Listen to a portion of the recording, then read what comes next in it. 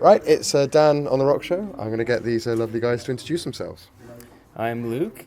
And I am Mike. We play in Protest the Hero. And you guys are headlining tonight, which is the Saturday. Yes, we are. It's a privilege.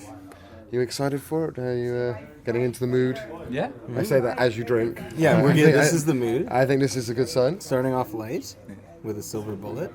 Why not? And we'll go from there. So you guys were just saying that it's been a bit of a crazy day getting in for this show, hasn't it?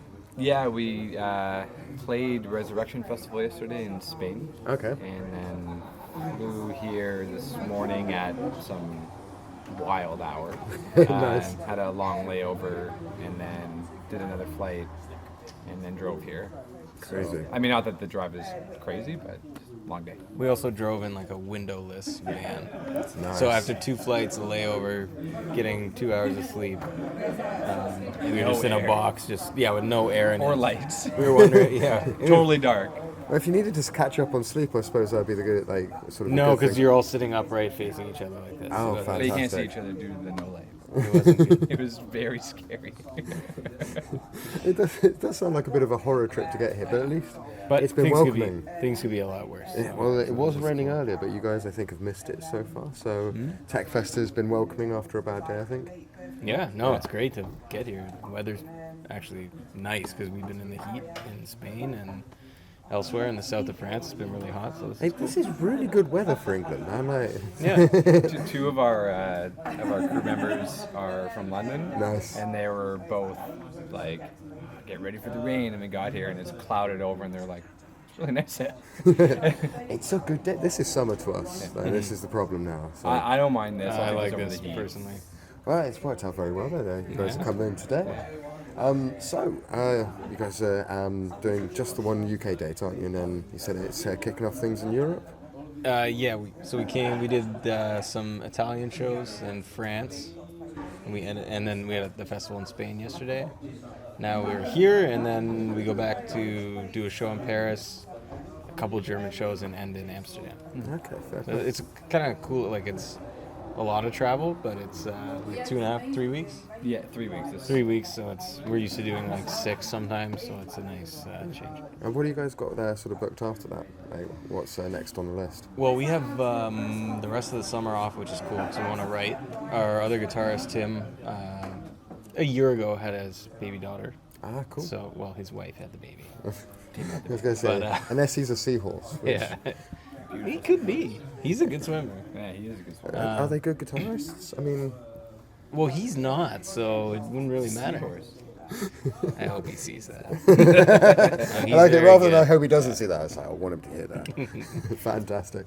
No, he's good. And he is a seahorse.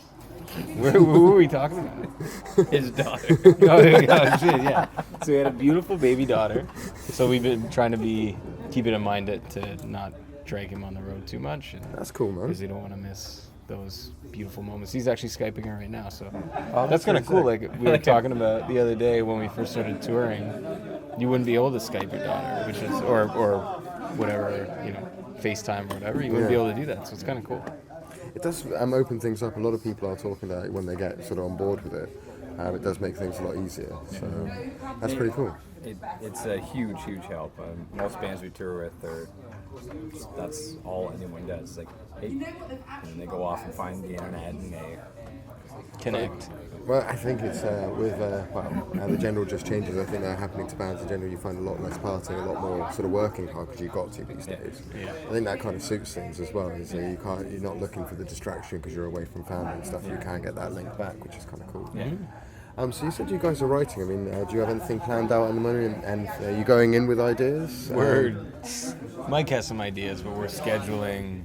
We're trying to schedule because for me anyway, when I don't scheduled inspiration we call it. Yeah. It just doesn't happen. So it's like we just got to we actually write over Skype, which is interesting. That's pretty cool, actually. And we did for this we did a subscription kind of EP thing.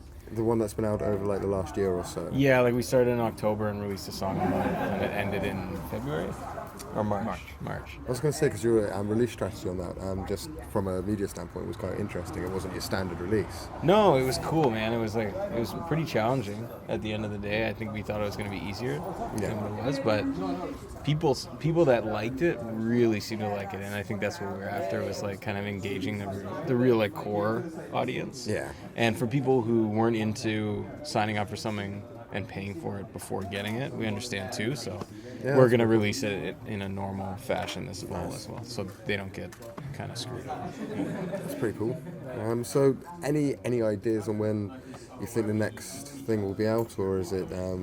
Well, that's the next thing. That's the fall. I don't know exactly what date.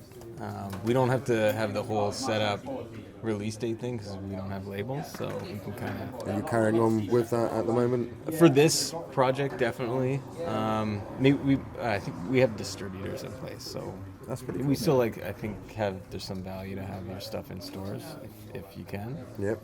But I don't know. Who knows? In the future, what we'll do, we gotta write it first, and then see if it's if it's more of an independent feeling project, then we'll just do it ourselves. That's pretty cool, because I think a lot of people would get bogged down with worrying about how they're going to release it before it's written. It's kind of cool that you guys come at it the opposite way, is write it and then see what you think that needs to be done out as. It's nice to have the freedom too, right? So there's not a ton of pressure outside of the pressure that we put on ourselves. For Pacific Myth, to light a fire under our behinds, we just booked studio time, and we had to, and had the monthly subscription to do. So there was no option but to write. Did you find that quite interesting, having to work to that deadline? Repeatedly? To write this style of music monthly, and then have everybody in the band happy with it on top of that, and with no revision time. Like I remember Luke and I were working on. I live in a different city than these guys, and we were on Skype for hours and working on stuff and going back and forth, and then just being like, is this good? And then you don't have a chance. It's like you could love something and it may be terrible, and the deadline comes and the song goes up. There's no two ways about it. So that was really interesting. Have you had any sort of bad feedback, or has it all been generally positive for the project? Bad feedback, yes, with the polarizing idea of how we released it. Okay. But which is, to us, it's not bad. It's more constructive than anything. That's fair. But bad on the music, pretty minimal. I mean, I'm sure there's some. Well, bar the normal internet, the percentage on the internet, you just get hate for the sake of hate. Yeah. It's nice that you guys, as you say, because you had no revision period, you found that it's actually not done you any damage as a band. People have actually enjoyed what you came up with month after month, which is kind of cool. I was really surprised. Due to the fact that we were writing and recording something in a month, I expected it to, for people to be like, this is this, and this is this, and whatever. I mean, I combed through comments just to get a sense of what people think pretty often. Brave man. Yeah, it's We used to be afraid of that. Now we're just really do look at it as yes, we make fun of people who give us non-constructive stuff, and we actually thrive on it. We do think it's funny. Yeah, it is. But we do post. I would say you're the best for it. When you comment back on something, it's always the perfect balance of being making fun of what they're saying, because we all know how some comments go, right? So but it's a perfect balance of being calling them out, but at the same time making everyone laugh. So it's not malicious, So. If you guys are sort of getting involved with it to that extent, I think that's possibly the best way that people can handle stuff. A lot of bands are doing that now. I think. Yeah. Well, I think we see these success stories. There's lots of people that get their tone and being able to respond to people right, and then we also see lots of examples of people getting it wrong and then having to delete accounts and stuff. I think when you do realise that you're doing it right, it's actually a good thing for the band, because any reaction sometimes is a good reaction. Yeah. If people are posting up that, at least they've listened to it and they can engage with you about it. And don't get me wrong, there's some bands out there which don't want to comment back to anything. I think that takes something away. Gives you guys a channel to respond through. In their defense, though, it was we were a band.